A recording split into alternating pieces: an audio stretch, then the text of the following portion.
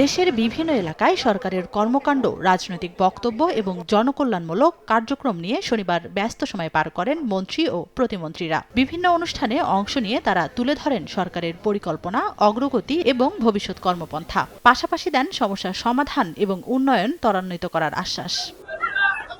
মধ্যপ্রাচ্যের বিভিন্ন দেশের সঙ্গে সুসম্পর্ক থাকায় তারা এখনো জ্বালানি তেল দিচ্ছে। সাধারণ মানুষের সুবিধার কথা বিবেচনা করে দেশে বৃদ্ধি করা হয়নি জ্বালানি তেলের দাম বলে মন্তব্য করেছেন পররাষ্ট্র প্রতিমন্ত্রী শামা ওবায়দ ইসলাম। শনিবার ফরিদপুরের নগরকান্দা উপজেলার স্বাস্থ্য কমপ্লেক্স পরিদর্শন শেষে তিনি কথা বলেন। তিনি আরও বলেন, মধ্যপ্রাচ্যে চলমান যুদ্ধে রেমিটেন্স যোদ্ধাদের নিরাপত্তা নিশ্চিতে সতর্ক অবস্থানে রয়েছেন সরকার। রেমিটেন্স যোদ্ধাদের নিরাপত্তা দেওয়া এবং তাদেরকে যারা ফেরত আসতে চাচ্ছে তাদেরকে নিরাপদে ফেরত নিয়ে আসা, এটা আমাদের নাম্বার 1 প্রায়োরিটি। জ্বালানি তেল এবং আমাদের অন্যান্য দ্রব্যমূল্য যাতে আমাদের সহনীয় পর্যায়ে থাকে, আমাদের জনগণ যাতে একটা কমফোর্ট জোনে থাকে, সেই জন্য কিন্তু বর্তমানে সরকার অবিরাম কাজ করে যাচ্ছে। 200-র বেশি সার্ভিস ও ফিচারে লেনদেনের সব বিকাশ অ্যাপে সম্ভব। ময়মনসিংহে বিভাগীয় আধুনিক তথ্য কমপ্লেক্সের ভিত্তিপ্রস্তর স্থাপন অনুষ্ঠানে অংশ নেন তথ্য ও সম্প্রচার প্রতিমন্ত্রী ইয়াসের খান চৌধুরী। একটি গোষ্ঠী অপপ্রচারে লিপ্ত উল্লেখ করে তিনি বলেন, তথ্যের অবাধ প্রবাহ নিশ্চিতে বদ্ধপরিকর বর্তমান সরকার। গণমাধ্যমের স্বাধীনতা আছে, গণমাধ্যমের স্বাধীনতা থাকবে, তবে আমি সকলের কাছে অনুরোধ করব যেন কোনো রকম মিথ্যা বানোয়াট প্রচার না হয়, সেদিকে আপনারা একটু নজর দিবেন। যারা মুক্তিযুদ্ধের অর্জন, স্বাধীনতা ও সংবিধান ছুঁড়ে ফেলতে চায় তারা ৭১-এর পরাজিত শক্তির সহযোগী বলে মন্তব্য করেছেন সমাজ কল্যাণ এবং মহিলা ও শিশু বিষয়ক মন্ত্রী ডাক্তার AZM জাহিদ হোসেন। দিনাজপুরে সহায়তা বিতরণ অনুষ্ঠানে তিনি কথা বলেন। বিএনপি জানে ৭১-এর মুক্তিযুদ্ধ হচ্ছে এই দেশের সবচেয়ে বড় অর্জন, স্বাধীনতা।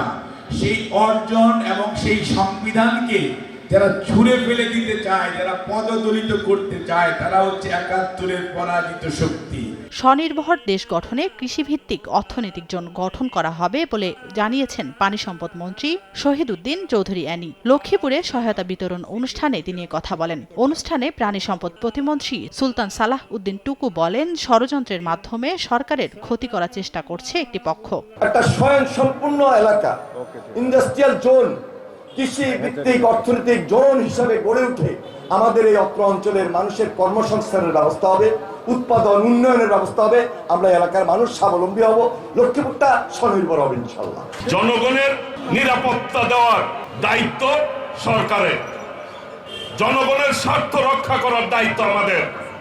সেই অনুযায়ী ইনশাআল্লাহ আমরা পথ চলব আগামী দিনে। নকলের বিরুদ্ধে হুঁশিয়ারি উচ্চারণ করে শিক্ষামন্ত্রী এহসানুল হক মিলন বলেন, পরীক্ষা কেন্দ্রে নকল হলে জবাবদিহিতার আওতায় আনা হবে কেন্দ্র সচিব ও শিক্ষকদের। কুমিল্লা অঞ্চলের কেন্দ্র সচিবের সঙ্গে মতবিনিময়কালে এ হুঁশিয়ারি দেন তিনি। যদি কোনো পরীক্ষার হলে নকল হয় এবং তার সাথে যদি কেন্দ্র সচিব অথবা কেন্দ্রের ওই স্কুলের হেডমাস্টার কোনো জড়িত পাওয়া যায়, তাকেও আইনের আওতায় আনা হয়েছে।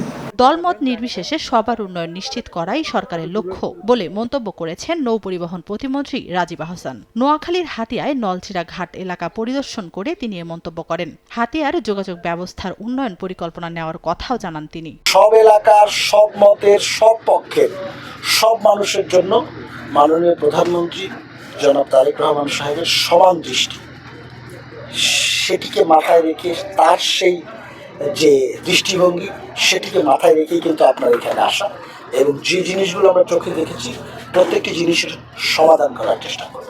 শিক্ষকদেরকে রাজনৈতিক মতাদর্শের পরিচয় না দিয়ে পেশাদারিত্ব বজায় রাখার আহ্বান জানিয়েছেন জাতীয় সংসদের ডেপুটি স্পিকার ও নেত্রকোনা ১ আসনের সংসদ সদস্য ব্যারিস্টার কায়সার কামাল। দুর্গাপুরে স্বাস্থ্য কমপ্লেক্স ও সুসং সরকারি মহাবিদ্যালয় পরিদর্শন করে তিনি এ আহ্বান জানান।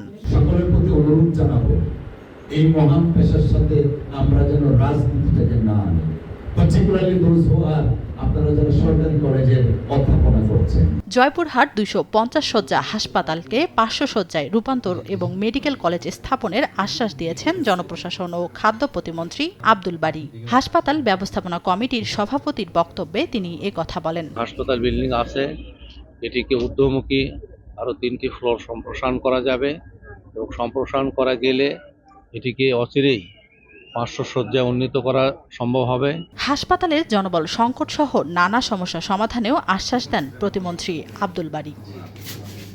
তানজিনা তাসনিম, সময় সংবাদ।